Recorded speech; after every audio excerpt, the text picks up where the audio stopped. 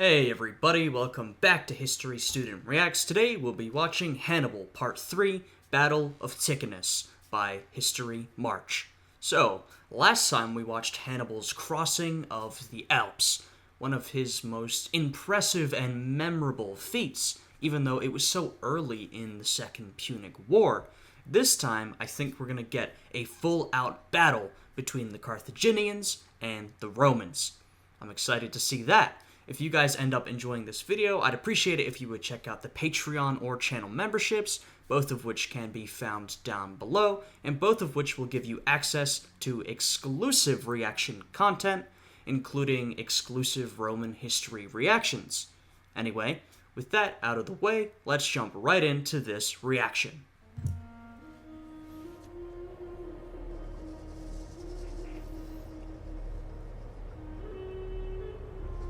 In late 218 BC, Hannibal marched his forces over the Alps. Yes, and this is where we finished last time. I believe it was around October of 218 BC. Hannibal has just crossed the Alps. He did face some Gallic resistance as he crossed. His forces have gotten much smaller. It was a rather difficult crossing. The weather, the conditions, disease, lack of resources, the battles that took place. So his army has definitely been reduced in numbers and weakened, but those who remain are battle-hardened veterans, ready to follow Hannibal really to the ends of the earth.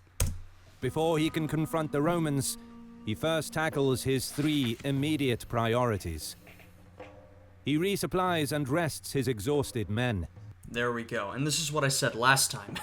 Hannibal's force has been reduced in numbers and very much weakened by this march. But once his men can get some rest, some food, resupply, they'll get back up to tip-top condition, and, like I said, the remaining soldiers are battle-hardened, tough veterans. So, once they've got some food in their bellies, they're going to be a force to be reckoned with. Begins rebuilding his army by recruiting new contingents of Gallic troops from the Po Valley, as his current army is only barely equal in size to a single Roman consular army. Jeez. And as soon as his troops are rested, he quickly moves to secure the loyalty of Gallic tribes. He's also securing loyalty of local tribes, the local Gauls. As we talked about, this region of Rome, the Po Valley, is still not entirely under Roman control. There's a lot of Gallic tribes still hanging around, some of whom are loyal to Rome, some of whom are not, some of whom are somewhere in between. So Hannibal has found a lot of Gallic enemies, but also a lot of Gallic allies, soldiers to recruit into his own army. Part 3, Battle of Ticinus.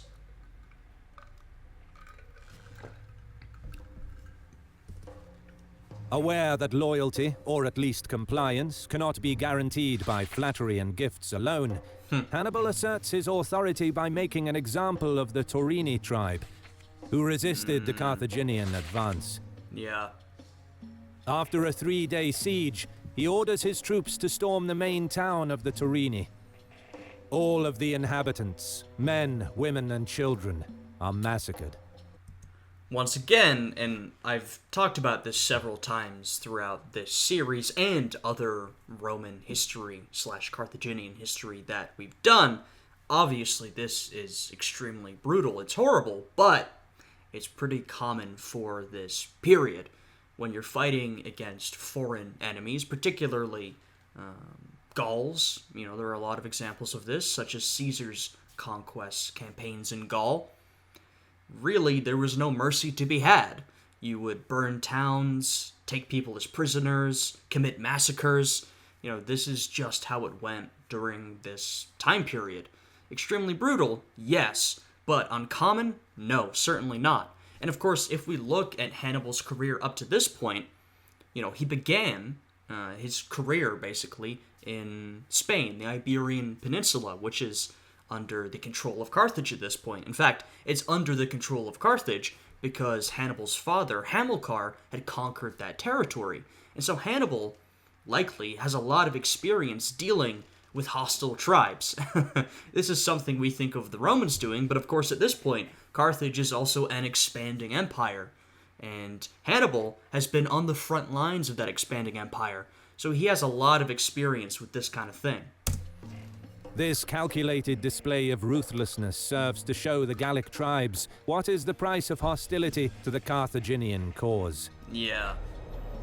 Meanwhile, on the waves off the coast of Sicily... Interesting. Back down south to some of the naval affairs going on. I feel like we haven't touched on this in a while. We've been very much focused on Hannibal himself. The Carthaginians strike the first blow. In preparation for a full-scale invasion to take back the important port cities that they once held. Right? And if you guys remember, when we watched Oversimplified's videos on the First Punic War, that entire conflict was basically over Sicily. Now it spilled over into a broader conflict, but the fighting began because both Rome and Carthage wanted control of this island. And so one of the things Carthage wants to do, I'm sure, is reestablish a presence on Sicily, and take back a bunch of these cities, which are important if you want to have control of the Western Mediterranean, and also important if you want to do trade and commerce, which is, kind of Carthage's whole thing. Their ships begin raiding strategic islands around Sicily. In the west, the operation is successful. But further east, while raiding the Vulcan Islands, a few Carthaginian ships are blown off course in a terrible storm. Not far from the Straits of Messina, they are eventually spotted and attacked by the Syracusan navy. The Roman ally captures 3 Carthaginian ships. And it's interesting to see, we have Rome, Carthage, and Syracuse. We still have an independent power in the mix. That will not be the case in the future. And at this point, you don't know which way it's going to go. Maybe Rome will win, maybe Carthage will win. Of course, we know that Rome will win and take all of this territory. Syracuse will be no more at some point. I'm not actually sure when that happens, but it's sort of interesting to see a third party at play right in the middle of this Roman-Carthage conflict. Though I'm sure at this point that Syracuse is very much influenced by Rome, considering its position, right? Ships and their crews. Under torture, the seamen reveal details about the Carthaginian plan to attack Sicily. The Syracusan king informs his allies of this, and the Roman praetor in Sicily reacts promptly. The Romans learned that the Carthaginians have a larger fleet in the area, but that their ships are not packed with many soldiers. The Roman praetor decides to exploit this by packing each of his ships with twice as many legionnaires. Okay, I'm curious to see how this goes, because we saw in the First Punic War, Carthage started out with a massive naval advantage. They had a bigger navy, they were far more experienced, their men were far better trained, versus Rome had basically no navy and had very little experience with naval affairs. But throughout the First Punic War, Rome built its navy up, lost a lot to the Carthaginians, but improved over time until they were a pretty formidable naval force themselves. But it's really not in Roman nature to be dealing with all this naval stuff. They're far more comfortable on land. So I'm curious to see how exactly this confrontation goes. Effectively enabling each Roman ship crew to fight off 2 Carthaginian ships. With lookout posts set up along... they have the information advantage at this point. They know a weakness with the Carthaginian forces, and they're trying to take advantage of it. We'll see if it works, but it's a good idea, or it seems like it is. On the shore, the Roman ambush is set. The Carthaginians close in unopposed. But as they approach their intended target, the Romans go on the offensive. They direct their ships towards one part of the Carthaginian fleet, rushing to board the enemy. And, this is a very common Roman tactic, and we saw this once again in the First Punic War. Rome is traditionally not very good at naval combat. And so, what do you do if you excel on land, but you're not good at sea? But you need to fight these naval battles against the Carthaginians. Well, you board the other ship. You transfer into land combat, basically. You're much better at hand-to-hand combat, and so you perform a boarding. And this is exactly what the Romans did. This has been their strategy. And from this battle at the beginning of the Second Punic War, you can sort of already see how far they've come from the beginning of the First Punic War. In this 1 versus 1 situation, the more numerous Roman crews overwhelm the Carthaginian ships and quickly pick them off one by one. Eventually, the Carthaginian naval attack is defeated, and their attempt to gain a foothold on the island of Sicily in 218 BC fails. Wow. By this Impressive showing from the Romans. They managed to repel a Carthaginian naval assault. Pretty impressive. Consul Tiberius Sempronius Longus arrives and launches a counteroffensive along the south coast of Sicily and manages to capture Malta. He then turns back to intercept Carthaginian ships that are raiding the Vulcan Islands, Vibo and Brutium. But Longus's mission is cut short by news that Hannibal arrived in the Po Valley, and he gets summoned to bring his legions back north to help Scipio. Meanwhile, Scipio is eager to meet Hannibal in battle.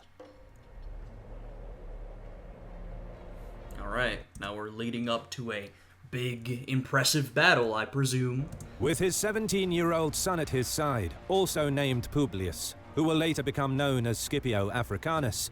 Hey, there he is. We pointed him out before, but Scipio Africanus is going to become one of the main characters in this series. In fact, he is the Roman answer to Hannibal, but we are not nearly at that point yet. As we can see, Scipio Africanus is very young at this point.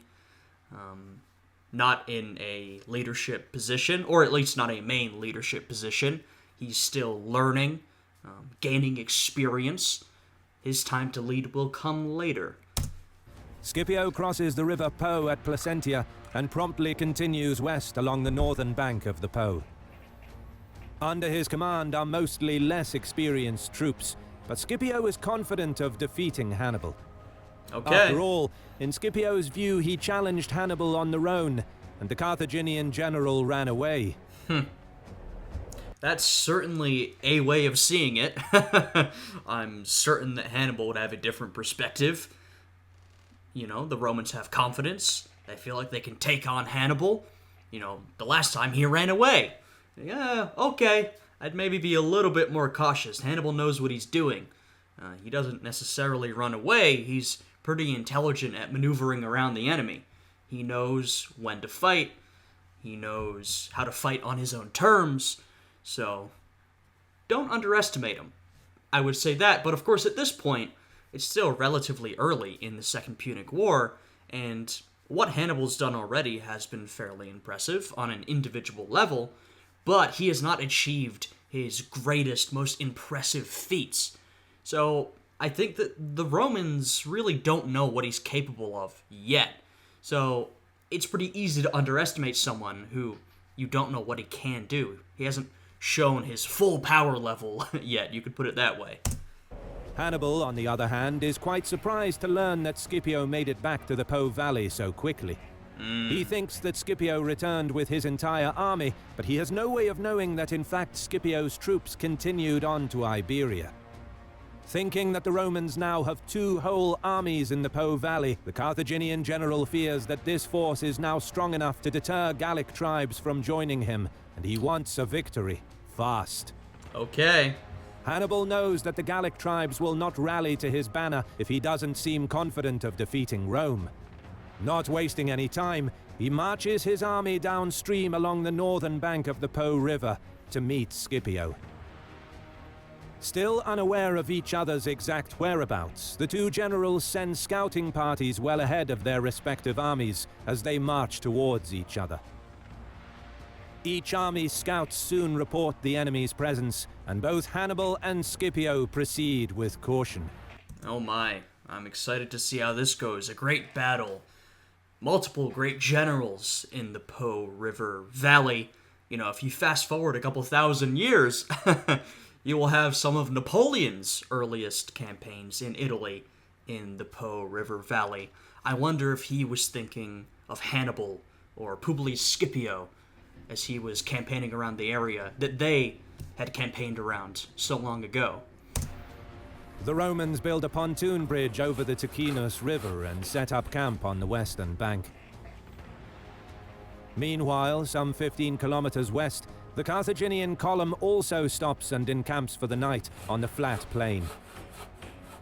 A day later, both Hannibal and Scipio ride out in force to scout the area in person, each of them eager to gain a crucial early victory, which would inspire the rest of their troops and win support of the Gallic tribes. It's interesting, we have Scipio, who seems to be underestimating Hannibal, though, like I mentioned, maybe you can't blame him for that given the circumstances, and Hannibal, who believes there's 2 Roman armies in the Po River Valley. He is overestimating his enemy, though that overestimation has caused him to go in for a quick victory. So it's sort of fascinating to see the 2 different perspectives that both are bringing to this battle. Hannibal rides with the bulk of his horsemen, while Scipio has all of his cavalry and a small force of Velitus with him. As the 2 contingents move through the flat plain, they soon spot each other because of the clouds of dust thrown up by the hooves of their horses. Both generals decide to deploy their troops for battle. Hannibal arrays his close order Spanish cavalry in the front and forms the Numidian light cavalry in 2 groups behind the first line. Scipio places Numidian cavalry, as we've covered, some of the greatest cavalry in the world at this point. Very impressive cavalrymen. You definitely want to have them on your side, and this was one of the reasons why the Carthaginians had such a good cavalry, was because they employed the Numidians. his Velitus in the front, aiming to soften up Hannibal's cavalry with javelin throws. Gallic allies form the second line, while the Roman cavalry is in reserve. And the Romans are not typically known for their great cavalry, and you can see in this battle, the Gallic cavalry are at the front. Usually Rome would, I guess you could say, contract out their cavalry. They would use auxiliaries. They would use different peoples, oftentimes the Gauls. In fact, for a long time, they will use the Gauls as, I think, their primary cavalry force. I mean, they still have a lot of Gaul to conquer, and the Roman cavalry are being held back in reserve. As both contingents begin closing the distance, Hannibal sees that the Roman cavalry is fewer in number and makes a split-second decision not to engage in skirmishing with the Roman Velitus. Instead, he orders a full-blooded charge against the Roman front line. All right, hey, this is Hannibal. Quick decision-making. He sees an opportunity, he jumps on it. This is what it takes to be a skilled general in these situations. Now, if you make the wrong decision, you've just screwed yourself. But if you can make the right decision that quickly, that is an extremely valuable skill. Let's see how it ends up. Scipio quickly responds by leading his cavalry forward, as the Velitus withdraw through the gaps to form a second line, without even managing a single javelin volley due to the onrushing Carthaginians. A few moments later, the cavalry clashes in the center. A fierce, bloody, static melee develops, unlike the usual mobile cavalry encounters of the time. The horses panic in the chaotic close quarters fighting, and many horsemen dismount in order to fight more effectively on foot. I mean, this is really the first major battle between Hannibal and the Romans themselves that we're seeing, and immediately it has become a sort of stalemate melee between the 2 sides. Interesting. Just one against the other, pushing up against each other. For a while, the fighting seems indecisive, but this was another ruse by Hannibal. Ooh. He waits until most of the Roman cavalry is fully committed, and then sends his Numidians on a flanking maneuver. So, of course, Hannibal was thinking ahead. It wasn't just a straight-up melee between the 2. We saw that because of his quick action, the Roman cavalry held in reserve were forced to come to the front line and engage Hannibal's cavalry. But he still has the Numidians in reserve, who he can now send around to flank. Very intelligent moves here. This catches the Romans totally by surprise. Velitus on the flanks spot the envelopment, and some of them panic and flee. The Damn. vast Numidian cavalry quickly flows around the Roman flanks and tramples over the scattered light infantry.